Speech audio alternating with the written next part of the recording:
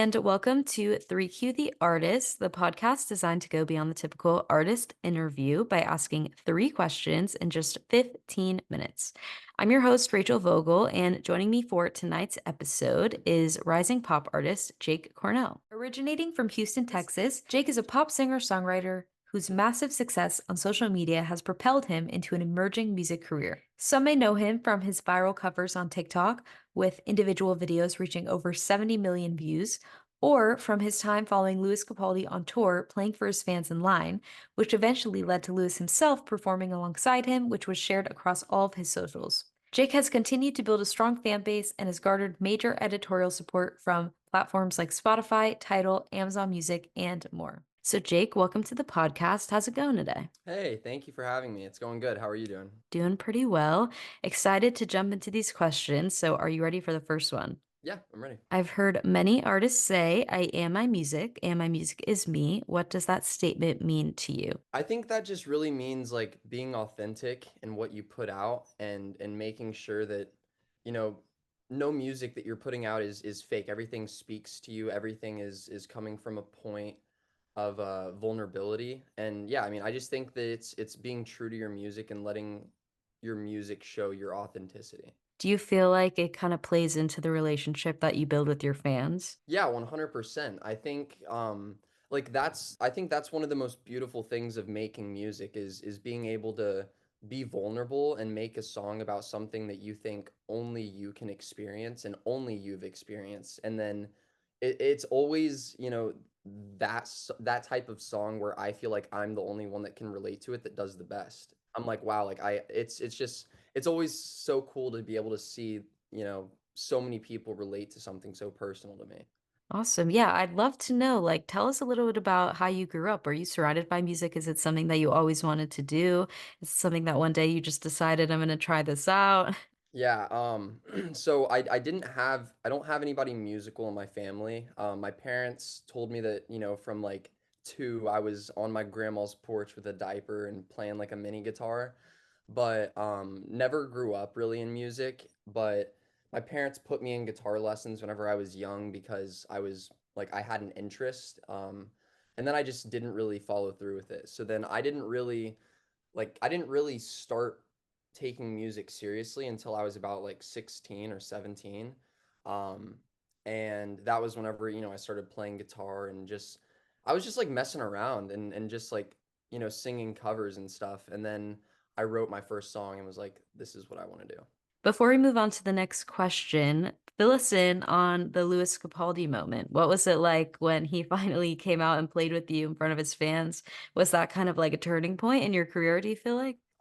Yeah, I mean, I definitely feel like it was just a very big step and like a very I feel like it's a lot of times it's hard for people to take you seriously as an artist, and sometimes you have to do things that make them take you serious. And so I was like, whatever. If I'm not gonna go on a tour, then I'm gonna make my own tour. And the fact that he, was able to come out and do that and just like, you know, kind of play along with it a little bit, it definitely helped out. And I mean, so many people that I wouldn't have ever met, that were walking up and they're like, hey, now I'm gonna go listen to your music. And yeah, I mean, I just think it was a really good opportunity to like draw new eyes and show people that hey, like I will go out and like sing for people and whatnot.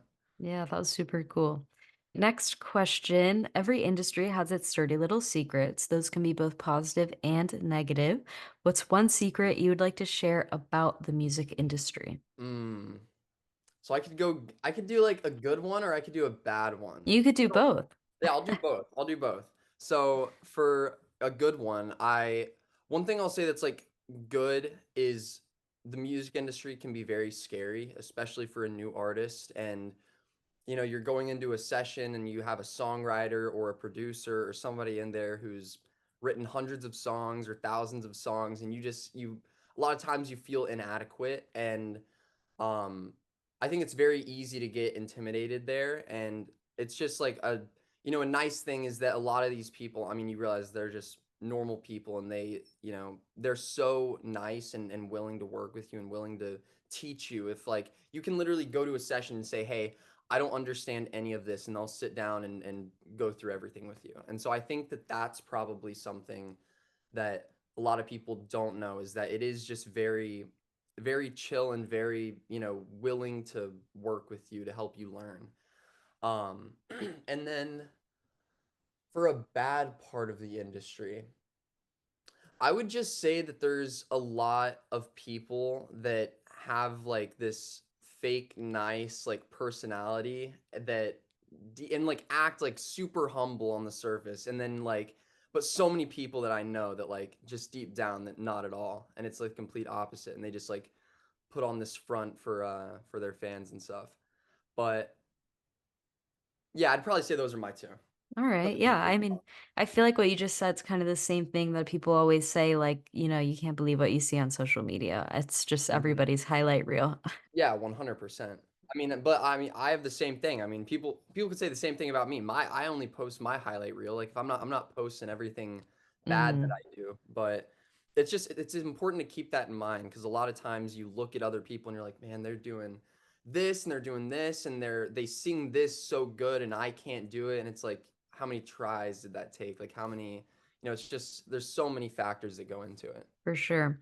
So you've had quite a few viral moments on social media, which has helped propel your career so far. So what are some of the biggest lessons that you've learned along the way? And what do you hope to learn in the near future? Oh, that's a good question. I think one of the biggest things that I've learned is don't take any time for granted. And there's so many like I I had like a pretty big moment with a video in the car doing like a careless whisper video, and it's like still the biggest video that I've ever had. And I remember like I don't think that I should have done things differently, but from now looking back, I look back at whenever that big video was going on, and I just think about all the things that I could have done, and that there's a lot of there's a lot of people who never get that moment ever in their lifetime. And I just feel like I would have probably played my cards differently. And which I mean, like it's all like learning experience, and like I just know that next time like I know what to do. But yeah, I would say probably like one of the biggest things was just like realizing not to waste time, use everything to your advantage, and just like really whenever you have those moments, really build that audience, and build the people who are engaging with it, find out why, and yeah, just like really try to build your audience that way. I think that was like one of the biggest things that I learned. And like I don't want to say I still like kick myself for it, but just something that I look back on and I'm like, I definitely could have like done something differently and done something better there probably. If I just Mhm. like would have known. What do you hope to learn in, like, let's say the next 6 months? Man, I hope to really learn the formula for my socials. Don't we all? Yeah, right? Like I just really like I'm very happy with what I've been doing on the music side. And like I I just wrote like two new songs a couple weeks ago that I think are like my best songs. And so I feel pretty comfortable with the music, and like I feel like the music's getting better. And now it's just like finding out how to get my music to relate, and what is it that people like about my music, what type of trend is it that that brings people to the song. And so yeah, I think it's just like figuring that out, and trying to just really like stay dedicated on the posting every day, doing my YouTube, and just like really building out my fan base. I think that's the main thing. Like a lot of times I try to think that I try to play more ahead, and I try to think way more ahead, when in reality I'm like, a lot of fans care about this moment. Like Mhm. there's so many people that want to be able to say like, yeah, I was here whenever, he had like, this many monthlies or whatever. And so it's like, I don't know, it's all just like a slow build, and I don't mind it. I would actually rather have a slow progressing build than like a 0 to 100. Yeah, you got to be present for sure. Final question. So today you are in your early 20s. So imagine that you're now entering the later part of life. You've just turned 75. You're being interviewed for a retrospective on your career and your life in general. What would you hope to be able to say about each? I hope that I would just be able to say, I mean, about my life, I would